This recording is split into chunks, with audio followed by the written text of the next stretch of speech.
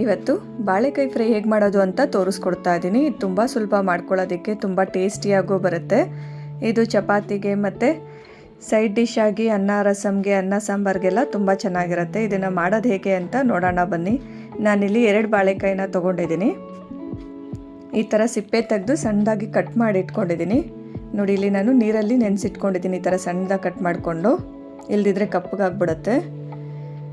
ಹಾಗೆ ಪ್ಯಾನ್ನ ಕಾಯಕ್ಕೆ ಇಟ್ಕೊಂಡಿದ್ದೆ. ಅದಕ್ಕೇ 1-2 ಟೇಬಲ್ ಸ್ಪೂನ್ ಆಗೋಷ್ಟು ಎಣ್ಣೆನ ಸೇರಿಸ್ಕೊತಾ ಇದ್ದೀನಿ. ನೋಡಿ, ಎಣ್ಣೆ ಕಾಯ್ತಿದೆ. ಇದಕ್ಕೇ ಈರುಳ್ಳಿನ ಸೇರಿಸ್ಕೊತಾ ಇದ್ದೀನಿ. 1 ಈರುಳ್ಳಿನ ಈ ಥರ ಸಣ್ಣದಾಗಿ ಕಟ್ ಮಾಡಿ ಸೇರಿಸ್ಕೊತಾ ಇದ್ದೀನಿ. ಹಾಗೆ ಒಂದು ಸ್ವಲ್ಪ ಕರಿಬೇವನೂ ಸೇರಿಸ್ಕೊತಾ ಇದ್ದೀನಿ. ಈಗೆಲ್ಲ ಚೆನ್ನಾಗಿ ಫ್ರೈ ಮಾಡ್ಕೋಬೇಕು. ನೋಡಿ, ಈರುಳ್ಳಿಯಲ್ಲಿರೋ ಹಸಿ ವಾಸನೆ ಹೋಗೋ ಗಂಟನೂ ಚೆನ್ನಾಗಿ ಹುರ್ಕೊಳ್ಳೋಣ.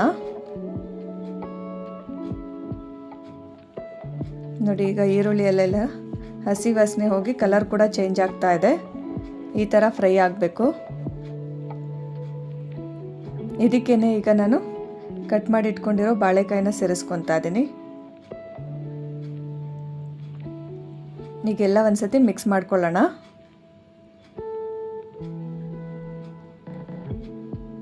ನೋಡಿ, ಈಗ ಬಾಳೆಕಾಯಿ ಎಲ್ಲ ಚೆನ್ನಾಗಿ ಮಿಕ್ಸ್ ಮಾಡ್ಕೊಂಡಿದ್ದೀನಿ.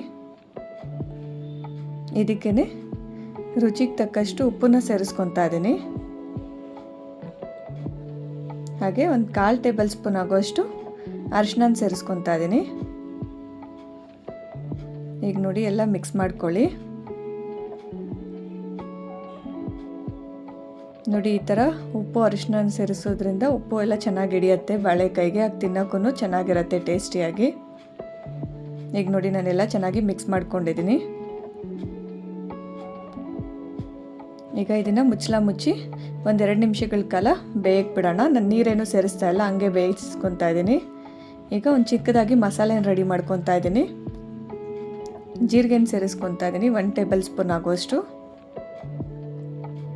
ಹಾಗೆ ಕಡಲೆಬೇಳೆನ ಸೇರಿಸ್ಕೊತಾ ಇದ್ದೀನಿ, ಅದು ಅಷ್ಟೇ 1 ಟೇಬಲ್ ಸ್ಪೂನ್ ಆಗೋಷ್ಟು.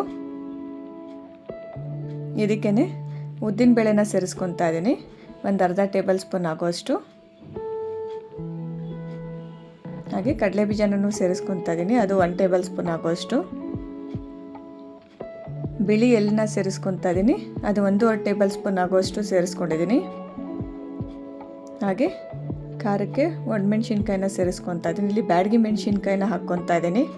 5 ಬ್ಯಾಡಗಿ ಮೆಣಸಿನ್ಕಾಯಿನ ಹಾಕ್ಕೊಂಡಿದ್ದೀನಿ. ಇದು ಕಲರು ಚೆನ್ನಾಗಿ ಬರುತ್ತೆ, ಖಾರನೂ ಚೆನ್ನಾಗಿ ಬರುತ್ತೆ. ಹಾಗೆ 1 ಟೇಬಲ್ ಸ್ಪೂನ್ ಆಗೋಷ್ಟು ಧನಿಯಾ ಕಾಳನ್ನ ಸೇರಿಸ್ಕೊತಾ ಇದ್ದೀನಿ. ಈಗೆಲ್ಲ ಒಂದ್ಸತಿ ಮಿಕ್ಸ್ ಮಾಡ್ಕೊಳ್ಳೋಣ. ನೋಡಿ, ಈ ಥರ ಸ್ಲಿಮ್ಮಲ್ಲೇ ಫ್ರೈ ಮಾಡ್ಕೊಳ್ಳಿ. ನೋಡಿ, ಈ ಥರ ಸ್ಲಿಮ್ಮಲ್ಲೇ ಇಟ್ಕೊಂಡು ಚೆನ್ನಾಗಿ ಹುರ್ಕೋಬೇಕಾಗತ್ತೆ. ನೀವು ಬ್ಯಾಡಗಿ ಮೆಣಸಿನ್ಕಾಯಿ ಬೇಡ ಅಂದ್ರೂ ಗುಂಟೂರು ಮೆಣಸಿನ್ಕಾಯಿನಾದರೂ ಸೇರಿಸ್ಕೋಬೋದು. ಅದು ಖಾರ ಜಾಸ್ತಿ ಬರುತ್ತೆ ಅಂತ ನಾನು ಬ್ಯಾಡಗಿ ಮೆಣಸಿನ್ಕಾಯಿ ಕಲರು ಚೆನ್ನಾಗಿ ಬರುತ್ತೆ ಅಂತ ಇದನ್ನು ಹಾಕ್ಕೊತಾ ಇದ್ದೀನಿ. ಈಗ ನೋಡಿ, ಚೆನ್ನಾಗಿ ಹುರ್ಕೊಂಡಿದ್ದೀನಿ. ಇದನ್ನು ಪೌಡ್ರ್ ಮಾಡ್ಕೊಂಬರೋಣ. ನೋಡಿ, ಇದನ್ನು ಬೇಯಕ್ಕೆ ಇಟ್ಕೊಂಡಿದ್ನಲ್ಲ, ಈಗ ನೋಡಿ ಎಲ್ಲ ಒಂದ್ಸತಿ ಮಿಕ್ಸ್ ಮಾಡ್ಕೊಳ್ಳೋಣ.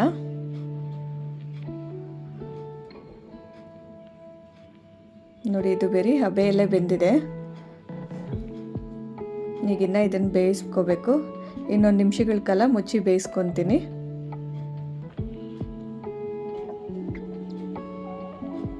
ನೋಡಿ, ಇದು ಡ್ರೈ ಆಗೇ ಇರುತ್ತೆ. ನಾನು ಗ್ರೇವಿ ಥರ ಏನೂ ಮಾಡ್ತಾ ಇಲ್ಲ, ಅದಕ್ಕೆ ಇಲ್ಲಿ ನಾನು ಜಾಸ್ತಿ ನೀರು ಹಾಕ್ಕೊತಾ ಇಲ್ಲ, ಬರೀ ಡ್ರೈ ಆಗೇ ಮಾಡೋದ್ರಿಂದ ಹಾಗೆ ಬೇಯಿಸ್ಕೊತಾ ಇದ್ದೀನಿ. ಈಗ ನಾವು ಹುರಿದಿಟ್ಕೊಂಡಿದ್ವಲ್ಲ, ಅದನ್ನು ಪುಡಿ ಮಾಡಿ ಸೇರಿಸ್ಕೊತಾ ಇದ್ದೀನಿ. ಈಗ ನೋಡಿ, ಎಲ್ಲ ಮಿಕ್ಸ್ ಮಾಡ್ಕೊಳ್ಳೋಣ.